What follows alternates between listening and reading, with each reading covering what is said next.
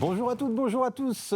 Bienvenue dans l'émission Comme toujours. Vous savez, cette émission sur le patrimoine vivant, le patrimoine immatériel, les savoir-faire d'hier et d'aujourd'hui. Et aujourd'hui, mesdames et messieurs, nous allons parler petite reine, cycloun, bicycletous, bicloun. Bref, le vélo, comment le choisir, comment l'entretenir, comment le réparer. Allez, tous en selle avec notre invité Adrien David à des cycles. C'est parti!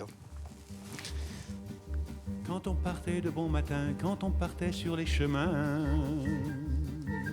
à bicyclette. Tout est cyclique. Dans le cyclisme, tout est cercle, pignon sur roue. La roue tourne, fait la grande boucle, monte au chrono. Ce sont les batailles des rayons contre les aiguilles. Le vélo, c'est la course du temps. Le vélo, c'est le mouvement. Donc le vélo, c'est la révolution. Le vélo, le cyclisme est révolutionnaire. Mais là, attention, s'il est révolutionnaire, le vélo n'est pas tendre. Certains disent même qu'il est l'instrument de torture. La potence n'emprunte-t-elle pas à la pendaison, les câbles de frein au garrot, la fourche au diable? Et alors, imaginez la souffrance du cycliste, tendu sur sa chaîne, calé dans ses pédales, poursuivi par un peloton et des hélicos. Ah, il n'y a pas à dire, seule la roue reste libre dans ce cycle infernal. Bon, après avoir tourné autour du mot vélo, on découvre qu'au-delà du temps et de l'effort, le vélo, c'est surtout l'amour. Car si on met le vélo à l'envers, eh bien, on obtient love. Justement, notre invité est love de son vélo à Saint-André-Gouldois. Adrien David, forçat des deux roues, taille la route à la force des mollets pour prendre soin de la petite reine. Réparateur, restaurateur, conseiller, il fait battre le cœur des cycles comme personne. Quelle est l'histoire de l'atelier à des cycles? Quel service propose-t-elle? Quelle est la panne la plus fréquente? Quels conseils donner pour prolonger la vie d'un vélo? Autant de questions que nous allons poser à notre invité, Adrien David. Bonjour. Bonjour. Soyez le bienvenu. Merci. Vous êtes venu en vélo? Non, quand même pas. Ça faisait un peu loin et puis pour emmener deux modèles de vélo, ça aurait été compliqué. C'est un peu du jonglage. En tout cas, vous avez ramené un très beau vélo, là, celui sur lequel j'étais tout à l'heure. Oui, un vélo c'est ancien. un modèle entièrement restauré par moi-même. D'accord. Donc vraiment parti sur un vélo vintage de mi-course. Ouais. Alors pour la petite histoire, c'est même souvent le cas, c'est un vélo qui est familial. Qui appartenait soit à un grand-père ou à un papa, une grand-mère, une chose comme ça, et que le fils, la personne veut le garder en souvenir et pourquoi pas le restaurer, le modifier. Ouais. Donc là, c'était un peu le cas de celui-là, son histoire. Ouais. Et le but, là, c'était principalement de s'en servir pour aller au travail. D'accord. Donc ce qu'on appelle un vélo taf beaucoup maintenant. Ouais. Donc, il voulait garder le côté vintage, donc ancien, en le modernisant un peu. D'accord. Donc, ce que j'aime faire, c'est exactement... voilà. Donc là, on est reparti sur un ensemble de vélos qui... on a refait la peinture, changé des accessoires, poignées, guidons, des choses comme ça. Les poignées sont magnifiques. Hein, et puis, on en a fait quelque chose, qui reste, qui fait un beau look d'aujourd'hui, quoi. Donc on garde quand même des pièces vintage, un maximum du vélo. Et puis on le rend fonctionnel. Voilà. Alors certains préfèrent tout changer, d'autres préfèrent allier les deux, d'autres vont vouloir le garder dans l'état originel, donc on le garde. Selon la demande en fait. Hein. C'est ça. Je m'adapte. Le vélo est porteur d'une histoire et d'un capital de sympathie. Oui, exactement. Ouais. Donc chaque vélo c'est différent. Eh ben, on est déjà lancé sur les pistes de la discussion. Avant de poursuivre, permettez-moi de vous présenter. Alors, nous, c'est nos deux vélosophes, nos deux Jean-Pierre, passionnés de petites reines aussi. Ah oui. Voilà, même, il a quasi des lunettes de cycliste. Quasiment. Quasiment. Bonjour les Jean-Pierre. Bonjour Jérôme. Comment qu'on va? Ben, va bien. Oui. Bon. Oui. Alors au menu aujourd'hui. Alors, on me rappelle une histoire de petit Alexis qui voulait un vélo pour Noël. Puis son père avait pas de sous dans la bourrine. Il dit non, tu n'auras pas de vélo. Et puis là, le sort dans la cour. Et puis il y avait la poule, le coq qui était monté sur la poule. Alors, va derrière le coq, un grand coup de sabot dans le derrière. Il dit mon fils veste, te marchera un peu comme nous. Les petites histoires de Jean-Pierre. Eh ben, le bal est ouvert. Le bal est ouvert. Le bal est ouvert pour nous présenter... Une pâte de coin. Une pâte de coin. Parce que c'est la saison des coins. Ah, d'accord. La châtaigne, les coins, on a les cucurbitacées, etc., les citrouilles, et donc c'est la saison des coins. Une pâte de coin. Et donc une pâte de coin, c'est excellent, facile à réaliser. Les coins, on n'en trouve pas partout quand même. complètement ailleurs. Moi, j'ai une patte de coin, j'ai cru que vous alliez nous parler de la cuisse du canard ou de la patte de canard. En me disant l'invité est de loi, peut-être que... Mais non. Oh, non, ça n'a rien à voir. Vous voyez comment... Hein, vous êtes un tel vélosophe que du coup, moi, ça mouline dans mon petit vélo et dans la tête. Non, mais on est d'accord. Et bon, on retrouve la recette dans un instant. Jean-Pierre Bertrand, des archives autour de la petite reine. Oui, moi j'avais une question à poser. La différence entre un vélo et une bicyclette. Ça, c'est le terme que chacun emploie, on va dire. C'est générationnel, peut-être. Oui, aussi, ouais. Mais peut-être qu'il y a une signification. Le vélo, c'est pour les hommes, la bicyclette pour les femmes. Non, d'après ce qu'on m'a dit, c'est que les bicyclettes, c'était pour le sport, alors que les vélos, c'est un engin un ustensile de la vie ordinaire. Autrefois, parce qu'aujourd'hui, quand on parle de course cycliste, on va parler de vélo, d'ailleurs, vélo sport. Vélo, oui. Alors, je ne sais pas, c'est une question à laquelle il va falloir qu'on réponde. Chers téléspectateurs, si vous avez une idée sur la question, n'hésitez pas. En cas de régime, on fait du vélo sans selle. Ça, c'est le cuisinier qui parle. Faut pas trop les laisser en roue libre. Hein. Le vélo sans selle, ça arrive, des fois. On peut tout casser, des fois, sur un vélo. Donc, En illustration, on va voir des vidéos, ce qu'il veut prouver, à travers la vidéo qu'il nous a fournie, que les vélos fonctionnent. Oui. Donc, il s'est organisé une petite promenade. D'accord. Où on voit des engins, d'ailleurs, super. Il y en a un, là, avec un gros baquet devant. Avec, le tricycle. Ouais, oui, c'est ça. C'est magnifique. Ouais, c'est un modèle vietnamien. D'accord. Que j'ai restauré entièrement, donc peinture et tout. D'accord. Il est magnifique. Donc on le verra tout à l'heure. Oui, on va le voir dans les séquences. Et puis sinon, il y a pléthore de gens qui parlent de vélo dans nos archives. Mais je me suis dit qu'une petite chanson pour finir, et qui ne sera pas la chanson d'Yves Montand, qui sera une chanson, je la présenterai tout à l'heure, que j'avais jamais entendue, et on l'a qu'un seul exemplaire sur le volume de tout ce qui a été récupéré. Donc ça veut dire que c'est une chanson rare. D'accord. Qui nous vient de votre secteur d'ailleurs. Chanson d'Yves Montand, mais aussi de Pierre Barou, surtout, je crois. Pierre Barou, Vendéen. Je connaissais Jean-Jacques Plana, qui chantait « Fais du vélo, et après tu dépasses toutes les autos, fais du vélo ». Quand je vous dis que c'est la roue libre, il faut canaliser ces cyclistes. Adrien, comment vous êtes venu D'ailleurs, comment on vous désigne ? On vous désigne comme vendeur, loueur, réparateur, réparateur, restaurateur, enfin même artisan, je veux dire. Plus comme un artisan, parce que j'ai pas non plus un magasin pour le moment, c'est plus un atelier. C'est plus un atelier. Je pratique ça à mon domicile. D'accord. Et comment c'est venu l'idée de me lancer, on va dire ? Tout simplement, je suis un passionné de vélo. J'en fais déjà depuis tout petit. J'ai toujours adoré le vélo, même si je me suis pas lancé dedans directement. Et donc j'en pratique déjà depuis un moment, même en rando. Et en fait, moi, j'ai commencé à faire la mécanique sur mon propre vélo. Donc ça m'a un peu passionné de faire tout l'entretien dessus. Vélo de course, vous aviez VTT, moi essentiellement. Je fais beaucoup de VTT. Ouais. Donc c'est parti de là. J'ai commencé avec un vieux vélo que j'avais quand j'étais enfant. Enfin, j'étais collégien. J'ai toujours gardé ce vélo-là. Et un jour, je me suis dit, tiens, je me remettrais bien à faire du VTT. Sauf que forcément, il ne marchait plus du tout. Donc j'ai commencé à le remettre tout en état de marche. Alors c'est vrai que maintenant, quand on y pense, j'ai mis un peu... C'était un peu n'importe quoi, mais bon... Et c'est parti de là, la passion, et puis ensuite ça a continué. Après j'ai commencé à faire un peu les vélos de mon entourage, des copains qui sont venus faire du vélo avec moi, quoi. Et un jour j'ai restauré entièrement un vélo femme, que j'ai voulu changer la peinture, mis des accessoires un peu comme le modèle qu'on a là, quoi. Que vous avez apporté, ouais. Et c'est parti comme ça, et des amis m'ont dit tu devrais peut-être te lancer, c'est super les vélos que tu fais, ils m'ont dit ça comme ça. Puis j'ai réfléchi un peu, et en fait c'est venu très vite que je me suis dit oui, pourquoi pas essayer dans ce monde-là, donc d'en donner vie un peu au vélo, quoi, n'importe quel vélo. Donc c'est parti comme ça, mais vraiment à la base d'une passion. Et c'est parti il y a combien de temps alors Là ça fait 3 ans vraiment que j'ai lancé, que j'ai commencé à me mettre auto-entrepreneur, quoi. Mais c'est un service qui existe assez peu. Autant acheter un vélo, on voit. Mais trouver des gens pour réparer, pour faire un petit contrôle, c'est plus rare. Et moi je vise surtout le marché de l'occasion. En vélo neuf, on va dire que j'ai qu'une gamme de vélos électriques pour l'instant. Sinon, j'ai pas d'autres. Alors après, je peux avoir de la demande, donc après, bon, en fonction de la demande, ça, je vois, mais je vise surtout le marché de l'occasion. Ouais. Principalement, moi, c'est ce qui m'intéresse de prendre... recycler. Ouais, de recycler. Bah, souvent, je pars des fois avec des vélos il y a des pièces à changer, donc je prends des pièces d'autres vélos que j'ai en stock. Ouais.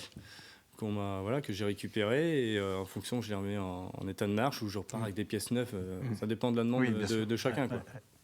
Vous parliez du vélo taf, on voit aussi que depuis quelques années, oui. et puis on voit les infrastructures aussi se développer, le vélo tient une place de plus en plus importante dans les déplacements, la mobilité, pas seulement du déplacement touristique, c'est aussi du déplacement pour le travail, le taf. Oui, c'est ça, de plus en plus. Donc il y a une forte demande aussi. Oui, il y en a beaucoup qui utilisent maintenant et qui veulent utiliser le moins possible leur voiture, dans le but justement d'économiser, forcément. Et du coup, ils demandent à trouver un petit vélo qui soit sympa, avec un look sympa pour naviguer tous les jours et aller à leur travail. Quoi. Donc c'est le vélo taf, on appelle ça le vélo taf. Donc il y en a, ils vont utiliser des beaux vélos de course, parce que c'est leur truc, ils veulent que ça aille vite et tout. Et d'autres vont partir sur des vélos un peu vintage, parce que c'est juste un moyen de se déplacer. Et, ils veulent un vélo qui n'a pas trop de risques. Quoi. Donc ils l'emmènent, ils le déposent, et puis voilà. Quoi. Il faut compter beaucoup de délais pour voir son vélo se réparer. Ça dépend forcément de ce qu'il y a à faire dessus aussi. Parce qu'il y a des vélos, ça va être juste de la réparation, vous me le remettez en état de fonctionnement.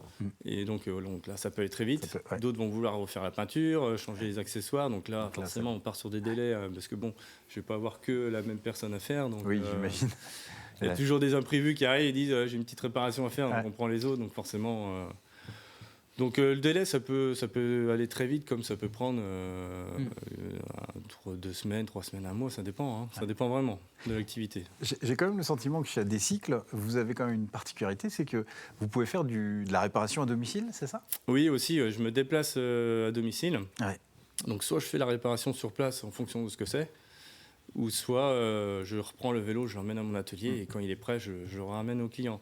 Ça, c'est un service que j'offre parce que il y a de la demande dessus et ça leur rend service. Parce que tout le monde ne peut pas emmener leur vélo. C'est ça. Tout le monde n'a pas le véhicule adéquat. Non, et des fois, surtout, ils n'ont pas le temps. Donc ça les arrange bien qu'on se déplace. Moi, c'est ce que je vois en fait. Vous dites aussi que recycler du vélo d'occasion, c'est quelque chose d'important. C'est aussi un regard sur l'environnement, sur aussi, une société qui jette beaucoup. Oui, bien sûr. C'est sûr que quand Monsieur Tout le Monde y va à la déchetterie, vous regardez la benne des métaux. Des métaux. Vous pouvez voir un tas de vélos dedans, au niveau des cadres, des pièces et des vélos même des fois qui sont en très bon état. C'est que les gens, ils en ont marre de les voir dans leur garage ou leur grange, je ne sais pas. Et ils s'en débarrassent.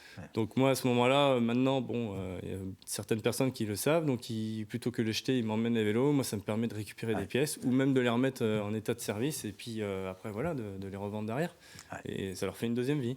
Il faut beaucoup de place alors chez vous. Vous avez combien de vélos ? C'est le problème, c'est le manque de place. Donc c'est sûr que mon garage est dédié qu'à ça en ce moment, on va dire. Il est assez plein. Et j'ai un petit local aussi où qui me permet de mettre d'autres vélos qui sont en attente. Et le problème, c'est qu'on n'a pas le temps de tous les faire. Oui, j'imagine. Donc au départ, on se dit oui, ça va le faire. Et puis finalement, ça s'accumule. Donc au bout d'un moment, c'est pour ça que des fois, les délais peuvent... mais on essaye d'être le plus rapide possible. Quoi. Et puis peut-être il y a des saisons aussi. Non, pas forcément. Si, il y a quand même des saisons. Forcément, l'été, le printemps, les gens, ils aiment bien sortir à ce moment-là. L'arrière-saison, des fois, peut être très belle, comme on a actuellement en ce moment. Donc, c'est propice. C'est propice. Il y a toujours quand même une période où il y a plus d'activité. Adrien, c'est la pause ravitaillement dans l'émission. Oui. on va sustenter. Moi, j'avais une question quand même. Allez-y. Alors, avant le ravitaillement. Oui, c'est comme j'ai été un passionné de restauration de cycles et de motocycles. Quand vous repeignez, qui c'est qui fait les filets ? Les filets. Les filets, avec le petit traînard. Là, pour l'instant, il n'y a pas. Il n'y a pas. Non, souvent, c'est des peintures uniques. On repeint vraiment le vélo soit toute la même couleur. Il peut y avoir des dégradés, des choses comme ça, mais pour l'instant, ça peut être des stickers, des choses comme ça, stickers personnalisés. Donc, je dis ça parce qu'à une époque, je savais faire les filets. Oui, à la main. À la main. Pinceau. Et je me souviens de tous les camarades qui restauraient une moto, une voiture. Jean-Pierre, tu peux pas me faire les filets ?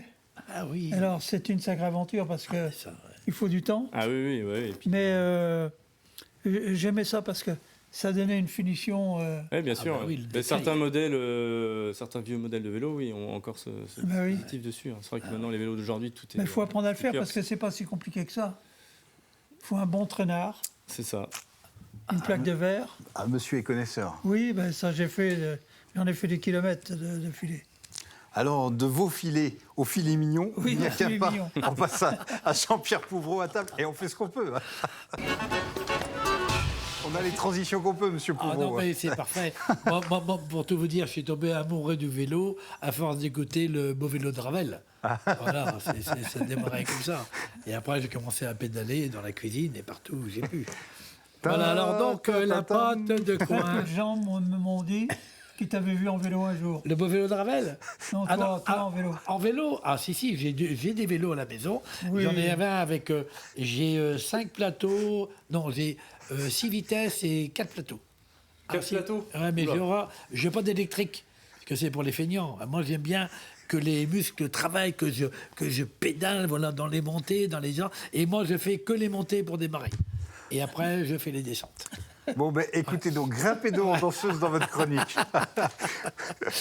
Bon, alors, et c'est tout simple, c'est la saison des coins. Et donc, c'est des potes de coin. Donc, c'est un fruit de saison dont il faut profiter parce que c'est magique. C'est un fruit qui est magique.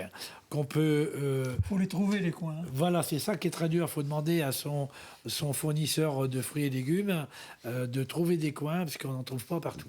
C'est pas vulgarisé du tout, du tout, du tout. Alors donc ma mère faisait des potes de coin simples. Il y a des recettes compliquées, mais j'ai pris la plus simple.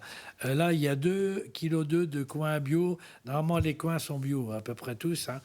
40 centilitres d'eau, 1,9 kg de sucre et le jus de 3, 4, 5 citrons selon la taille et de la cannelle. Alors c'est extrêmement compliqué. On coupe les coins, on les lave bien, il faut bien les laver. On les coupe en 4 ou en 6. On les met à mettre à cuire dans l'eau avec le sucre, le citron et la cannelle. Une fois que ça a mijoté pendant 1h30, 2 heures, on prend une petite moulinette à l'ancienne. On mouline, on mouline, on mouline, on mouline. On remet sur le feu pour enlever l'excédent d'humidité qu'il y a dans le coin.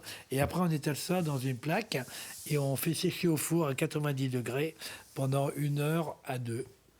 Voilà. Et le lendemain matin, on se poudre de sucre et vous aurez une pâte de coin au citron.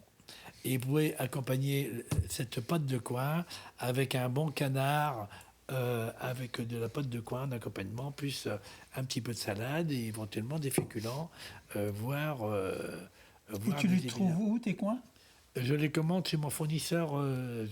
Moi, j'ai pas de coin chez moi. Ah, oui. Ah ben non, mais si tu commandes ça ou au verger de Vendée, ou c'est ton... Il y a plein de boutiques de légumes qui ont ouvert maintenant, à Chaland et ailleurs. Donc les gars, ils ont des fournisseurs de coin. Mais c'est pas facile à trouver. Non. Puis votre maison est toute ronde. Vous n'avez pas de coin. Ah non, mais pas de ça chez nous. Ah non, c'est pour ça que je tourne en rond. On le voit bien dans mes chroniques, tu vois. C'est pour ça, tout est cyclique dans le cyclisme. Donc ça tourne en rond. Allez, mon petit vélo. Mon petit vélo d'off. Merci beaucoup pour cette chronique. Adrien, je me tourne vers vous. Quel type de vélo réparez-vous le plus souvent? Le plus souvent... c'est souvent les vélos enfants quand même. Les vélos enfants? Ouais. Beaucoup de vélos enfants traditionnels. Hein. Ouais. Et même concernant les vélos adultes, c'est pareil. Hein. Parce que l'enfant est plus cascadeur? Je pense qu'il y a un âge, oui. Bon, ça dépend du caractère aussi, on va dire. Mais il y a quand même beaucoup de casses chez certains. Ça arrive qu'il y en a qui reviennent même plusieurs fois assez rapidement. C'est ça. Et encore cassé ça. Enfin, Tant voilà. que c'est le vélo, ça va. Oui, non, mais c'est sûr. Hein. Mais bon, on était tous pareils. Des pinces à linge Ah non, avec actuellement, avec le petit carton. Alors moi je le fais avec mon fils. Hein. Il est arrivé de s'en servir parce que je faisais ça quand j'étais tout jeune, j'adorais ça. avec un carton. Ouais, voilà, exactement. Mais honnêtement, j'en vois jamais passer. Non, c'est quelque chose qui se perd et c'est dommage. Hein. Peut-être qu'il l'enlève avant de venir chez vous. Peut-être aussi. C'est ça. Et quelle est la panne la plus fréquente? Ouais, la panne la plus fréquente, je dirais, alors c'est soit une crevaison ou un réglage de frein ou de vitesse, mais ouais, la crevaison quand même revient assez souvent. Revient souvent. Ouais. D'accord. Et quelles sont les erreurs classiques des cyclistes qui vaut mieux éviter? Quelque chose, quand vous voyez repartir un client, vous avez quelques conseils à donner? Bon, alors ça va dépendre du client, Oui, mais sa pratique, j'imagine. voilà. Ouais. Souvent, c'est faire un entretien quand même régulier du vélo. Ouais. Ne pas forcément le laisser, essayer de le stocker à l'intérieur. Ah bon? Abriter au moins de l'humidité et tout, parce qu'il y a certaines personnes, ils les laissent toujours en extérieur. dehors, et ils reviennent forcément tout est rouillé, il y a des choses qui ne fonctionnent plus, c'est logique. Ouais. Donc, mais faire un entretien, nettoyer quand même son vélo de temps en temps, et au niveau de la transmission. Celui qui use trop ses freins, vous lui conseillez de prendre des chaussures avec des semelles épaisses, non? Oui, ou de plus freiner. Ouais. Il y a des tout droits. Avec des clous dedans. Ouais. Et d'ailleurs, la sonnette est un élément obligatoire sur le vélo ou pas? Parce que j'ai vu que sur le vélo que vous avez restauré, peut-être qu'à l'origine il n'y avait pas de sonnette. Si, il y en avait une, mais sur celui-là, il n'y en a pas. Alors non, c'est pas forcément obligatoire. C'est pas obligatoire. Que je sache. D'accord. C'est conseillé, forcément. Ouais. Là, non, il n'a pas voulu en mettre. Ça viendra peut-être, mais je pense que c'était surtout pour garder le look très simple. Et vous fournissez les pinces à vélo qui vont avec ce modèle-là? Ah, on peut. Voilà. On peut, des pinces à bois. Ah ouais, c'est ça. Ouais. Vous utilisez, quand vous faites du vélo, vous utilisez des pinces à vélo? Non, j'ai un garde-boue, moi, c'est modèle. Ah, vous avez un garde-boue. Ce vélo-là avait des garde-boue et tout avant. Hein. Ah oui, avant, oui, c'est pour ça, vous voyez qu'il n'y en avait pas. Ah non, c'est pour ça que je y a parle plus de rien. pinces à vélo. Ah oui, d'accord. Et puis vous faites de la location aussi? Oui, donc je pratique aussi la location, donc surtout en saison, toute l'année, mais c'est surtout la saison d'été, on va dire. Ouais. Donc moi, c'est des modèles, alors c'est pas des vélos neufs non plus, justement, c'est des modèles que moi j'ai remis en état. En état. C'est bien ça. Voilà, donc ça leur permet d'avoir une autre vie et tout, quoi, aussi. Ouais, Et bien puis sûr. que ça serve et que ça dépanne aussi un peu tout le monde. Donc c'est ce qui est intéressant aussi, quoi. Très bien. Donc c'est des vélos vraiment de tout genre, hein, hommes, femmes, enfants, que je mets à disposition, quoi. Pour les familles. Voilà, il y a des vélos aussi électriques La demande est croissante? Oui, pour moi en ce moment, oui, c'est ce que je vois. Beaucoup de... Est-ce qu'on a des locations longue durée? Quelqu'un qui, avant de... Ça m'arrive. Ça vous arrive? Ça m'arrive. Il y en a qui l'utilisent pendant l'été, pendant 2 ou 3 mois. Et puis qui après vont... Et qui après, forcément avec la saison des pluies, préfèrent reprendre leur véhicule ou d'autres moyens. Hein. Et il y en a d'autres aussi qui vont louer, ils veulent pas acheter de vélo, pas s'encombrer, pas forcément la place. Donc ça peut arriver qu'ils en louent pour toute la saison. Et à la fin de la saison, ils me leur donnent. Et puis voilà, quoi. Très bien. Donc c'est vraiment adapté à tout le monde. Ici, un Jean-Pierre peut en cacher un autre. On va passer à la chronique de Bouche à oreille avec Jean-Pierre Bertrand. Oui, des chansons anciennes qui parlent de bicyclette ou de vélo, et ça court pas les rues. Et dans le stock, j'en ai que 2. On en avait déjà passé une, qui était en langue vernaculaire. Oui. Mais là, cette fois-ci, celle-ci est beaucoup plus poétique, littéraire. Et c'est une chanson qui doit remonter au début du siècle, qu'on a récoltée. Donc, dans votre secteur, on va écouter cette jolie chanson. Qui nous parle de quoi? Du vélo, de la bicyclette? D'une bicyclette. D'une bicyclette. D'une bicyclette. Ça veut dire quoi, vernaculaire, excuse-moi? Vernaculaire, c'est que c'est d'origine, local. en langue, d'accord. maternelle. C'est une langue locale. Voilà, une langue locale. Merci. C'est bien, si vous avez d'autres questions, il ne faut pas hésiter. Parce qu'autrement, j'aurais loupé le... Non, et c'est vrai que c'est un terme que vous utilisez souvent, vernaculaire, forcément, quand il s'agit de culture populaire. Oui. C'est un terme qui... je comprends. Et puis qu'il y a une forte attache aux traditions d'un territoire. Ok, d'accord. Eh bien, une chronique vernaculaire. Vernaculaire. C'est parti, on écoute. Il fait beau du haut des cieux, le soleil rayonne, je pédale à qui mieux, tant la route est bonne. Mon cheval n'est pas méchant, il n'a pas le mort aux dents, car la bibi, car la si, car la bi, car la si, car la bicyclette, jamais ne rouspète. Elle a 2 cornes d'argent, tête biscornue. Pour ne pas faire peur aux gens, elle est bien tenue. C'est par les cornes qu'on la prend, c'est un animal épatant. Car la bibi, car la si, car la bi, car la si, car la bicyclette est très bonne tête. Ce cheval de ton nouveau ne boit ni ne mange. Un peu d'air dans les boyaux, voilà qui l'arrange. Bien plus sobre qu'un chameau, sans avoir de bosse au dos. Notre bibi, notre si. On voit des vélos qui défilent et on en a vu d'autres dans l'émission. Donc vous parliez du vélo, alors c'est pas le vélo cargo, mais le vélo avec le baquet devant. Ouais, bon, ça peut vous avez des vélos cargo aussi. Hein, ouais, ça peut s'appeler aussi. C'est un vélo qui est vraiment très ancien, là, le tricycle qu'on parlait tout à l'heure. Donc là, oui, c'était une restauration à beau projet. D'accord. Parce que c'est vraiment un plus gros vélo que d'habitude, on va dire. Et c'est des modèles que je connaissais pas du tout. Ouais. Donc c'est la découverte aussi de... Ah oui, complètement. Là, c'était complètement à découvert. Puis l'histoire un peu du vélo, c'est pour ça que je sais qu'il est vietnamien, parce que j'ai fait un peu de recherche. Ouais. Donc des années 1800, des choses comme ça, quoi. Donc, vous voyagez? Un petit peu, oui. Voilà. Ça fait voyager dans le temps. Complètement. Eh ben, on vous souhaite de beaux voyages, de belles histoires avec les vélos que vous avez dans le garage, qui demandent qu'à être remis en place, ou des vélos aussi à venir qui viendront. Ça se passe du côté de Loie, à Décycle. Merci beaucoup, Adrien. Merci à vous. Merci beaucoup, les Jean-Pierre. Puis on va se dire à Bétou. À Bétou. Merci, Adrien. À Bétou, ta bicyclette. À bicyclette.